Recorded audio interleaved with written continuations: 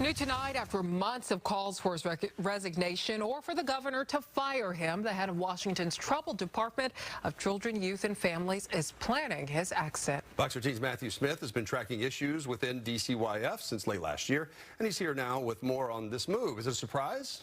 Well, David, to some, yes. To others, they expected something more weeks ago.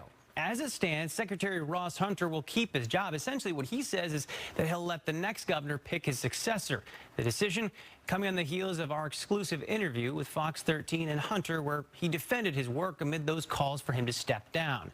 In a video sent to DCYF staff today, Secretary Hunter says, quote, "On Tuesday morning, I announced to my leadership team that I would not be seeking reappointment to this position," later adding, "New governors need to have an opportunity to have their vision for how the government ought to run."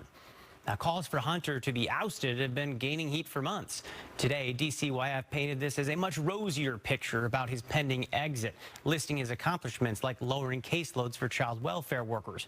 But it ignored the calls for DCYF to move away from Hunter after it allowed its facilities to become so over capacity, it became dangerous for teen and young adult inmates at their youth detention facilities. And DCYF failed to warn anyone until it got so bad that they later had to admit in court filings that fights and riots had spiked due to the sheer number of people inside their youth detention facilities. Now, Fox 13 obtained this video of the conditions unfolding inside of Green Hill, which highlighted the riots and assaults on staff members that have been going on for some time. And after former employees, inmates, and state legislators spoke with us about their concerns, we ended up sitting down with Hunter for an exclusive interview where I asked him about those calls for his resignation. You know, my job, like I said, I have a hard job. I face challenging decisions.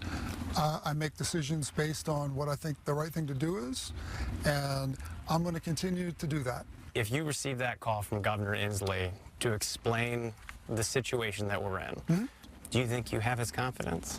I came to work yesterday focused on safety, came to work today focused on safety, tend to come to work tomorrow focused on safety. So at this point, you might be asking, what does this all mean? Well, Secretary Hunter will remain in his position for at least several more months, and he's committed to sticking around for any transition period for the next administration. The Fox 13 investigative team will, of course, continue to follow this story, and we'll bring you the latest information right here on Fox 13. For now, live in the studio, Matthew Smith.